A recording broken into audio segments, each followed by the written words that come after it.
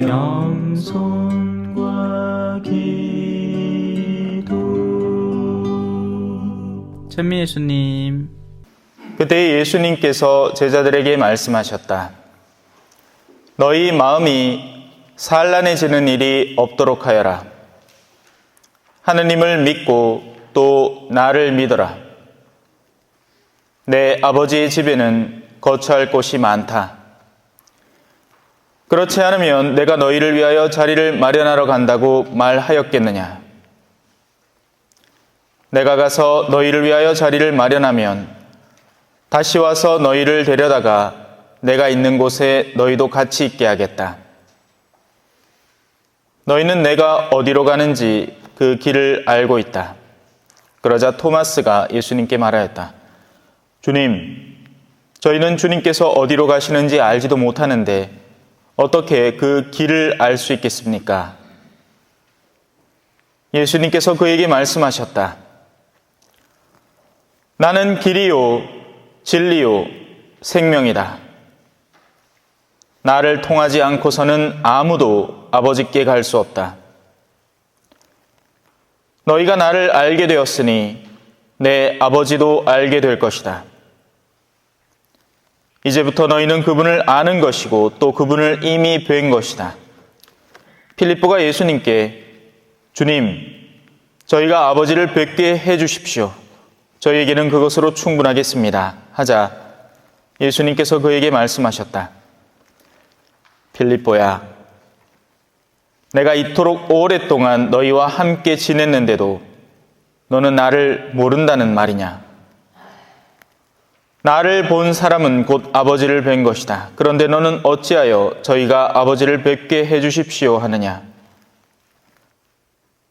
내가 아버지 안에 있고 아버지께서 내 안에 계시다는 것을 너는 믿지 않느냐? 내가 너에게 하는 말은 나 스스로 하는 말이 아니다. 내 안에 머무르시는 아버지께서 당신의 일을 하시는 것이다. 내가 아버지 안에 있고 아버지께서 내 안에 계시다고 한 말을 믿어라. 믿지 못하겠거든 이 일들을 보아서라도 믿어라. 내가 진실로 진실로 너희에게 말한다. 나를 믿는 사람은 내가 하는 일을 할 뿐만 아니라 그보다 더 큰 일도 하게 될 것이다. 내가 아버지께 가기 때문이다. 주님의 말씀입니다.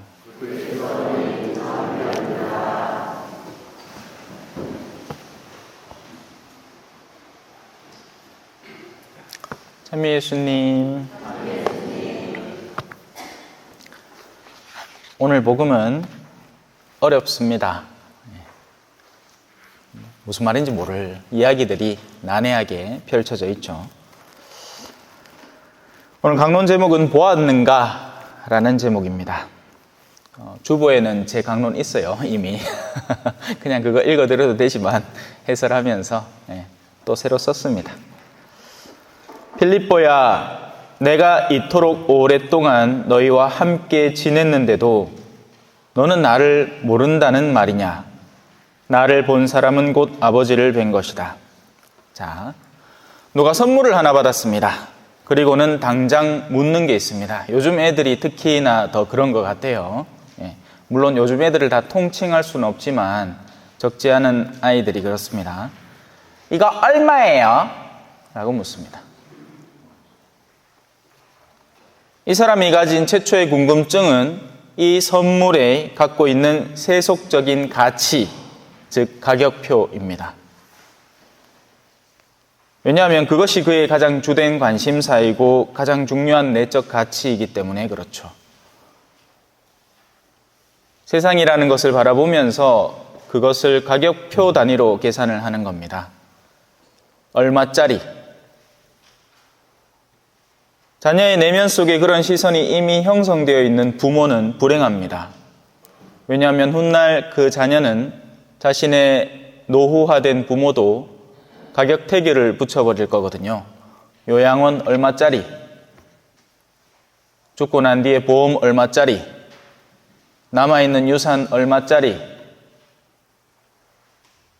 그렇게 해서 자기가 상정한 계산치보다 낮게 나오면 가치 없는 존재로 탈바꿈됩니다. 무서운 세상이죠. 사람의 가치는 가격표에 달린 게 아니잖아요. 하지만 우린 이미 그렇게 해버렸습니다. 여보, 나 임신했어. 헉, 벌써? 아니, 안 돼. 당신이 사회적으로 아직 해야 될 일도 있고, 이 아이가 태어나서 장차 갖게 될 우리의 경제적 부담도 그렇고, 안 돼, 안 돼. 지우자. 죽여버립니다. 간단한 경제 논리죠. 못 키운다는 겁니다.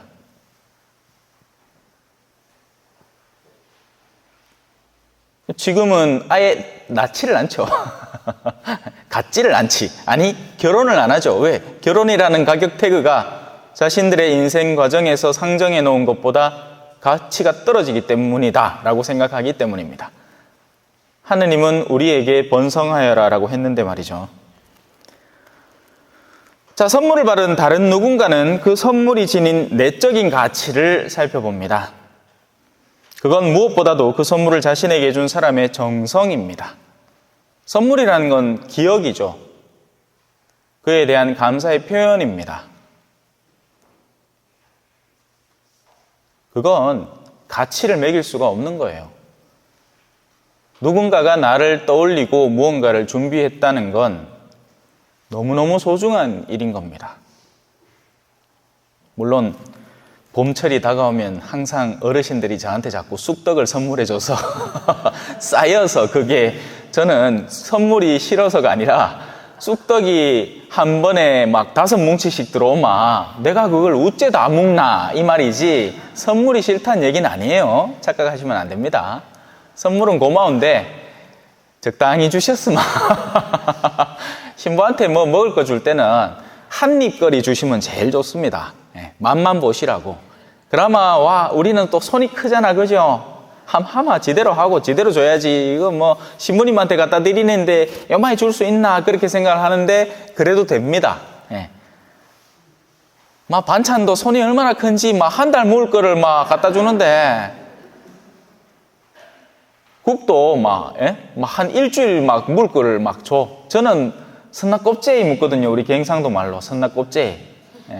그런데 막 미역국을 막 이마에 끓여 주십니다. 그러면 식사 초대도 또 받고 뭐 어떤 때는 뭐 못 먹기도 하고 그러면 시간이 훅 지나고 나중에 냉장고 열어보면 어느새 또 맛이가 있고 막 그래요.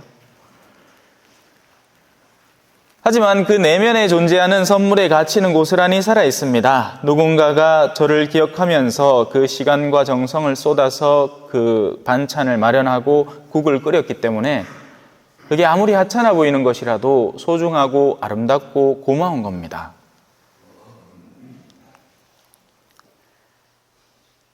그래서 물건의 값은 전혀 상관이 없습니다. 사실은 값이 중요한 게 아니죠. 그 내면의 가치가 중요한 겁니다. 그래서 그가 할 수 있는 말은 오직 하나밖에 없습니다.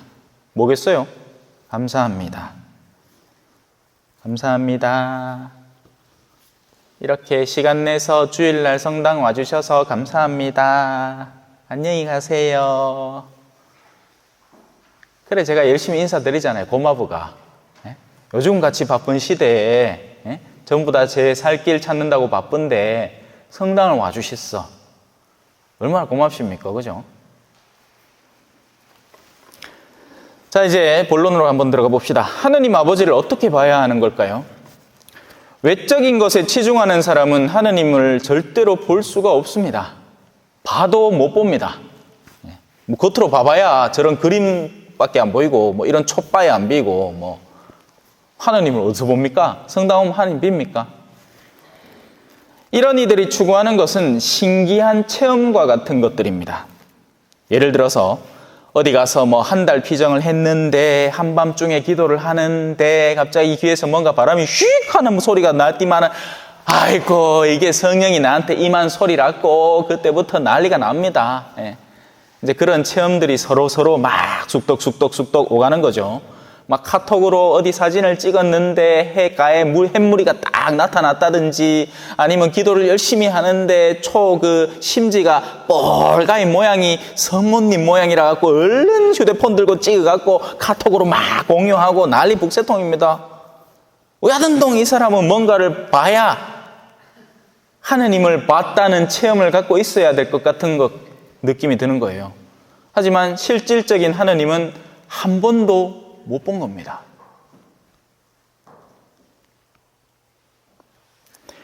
그런 체험이 가능은 합니다. 하느님은 때로는 초자연적인 현상으로 인간에게 다가오시는 일이 있기 때문이죠. 하지만 아무에게나 그렇게 하진 않습니다.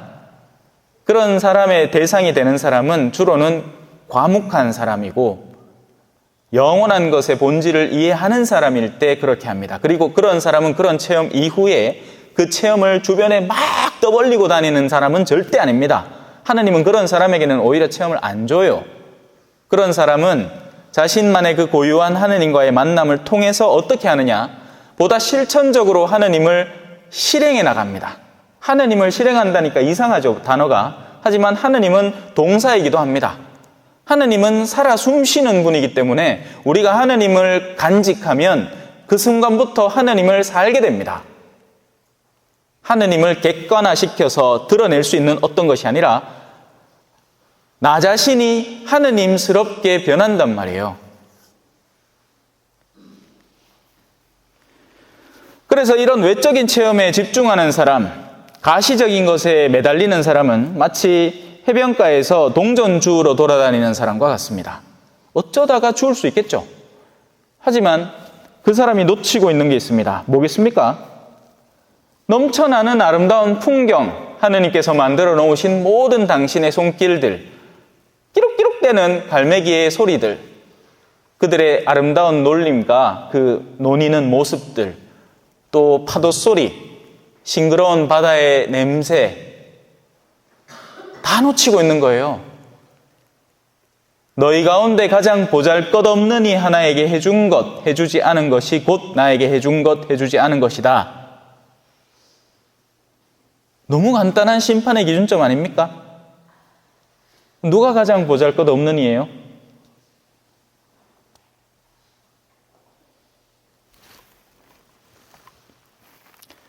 프란치스코 성인은 내적인 것을 알아보는 이였고, 이분은 모든 만물에서 하느님을 알아보게 됩니다.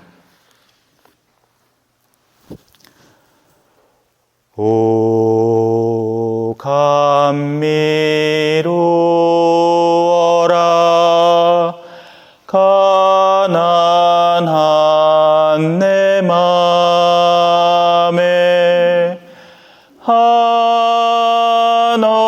한없이 샘솟는 정결한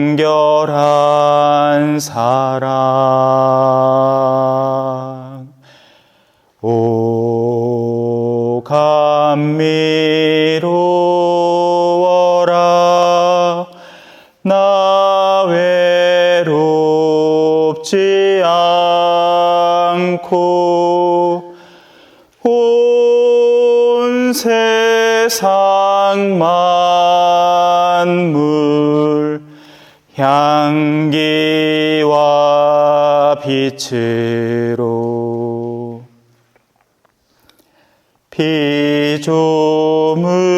피조물의 기쁨 찬미하는 여기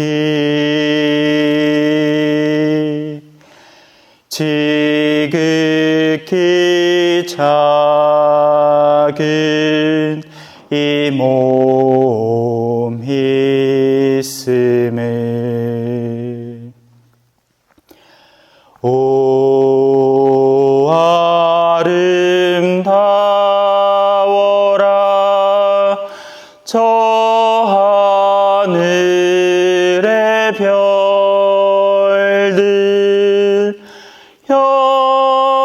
형님인 태양과 누님인 달을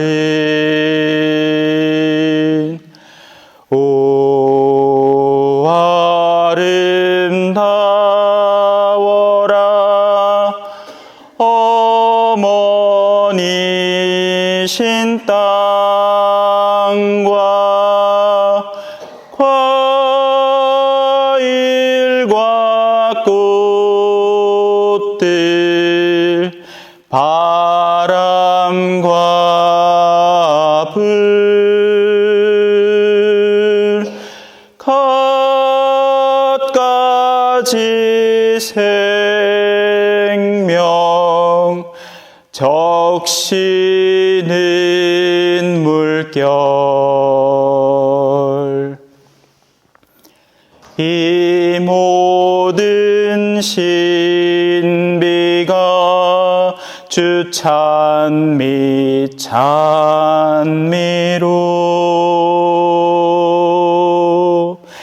사랑의 내 주님을 노래 부른다. 아멘. 찬미 예수님, 겸손과 기도.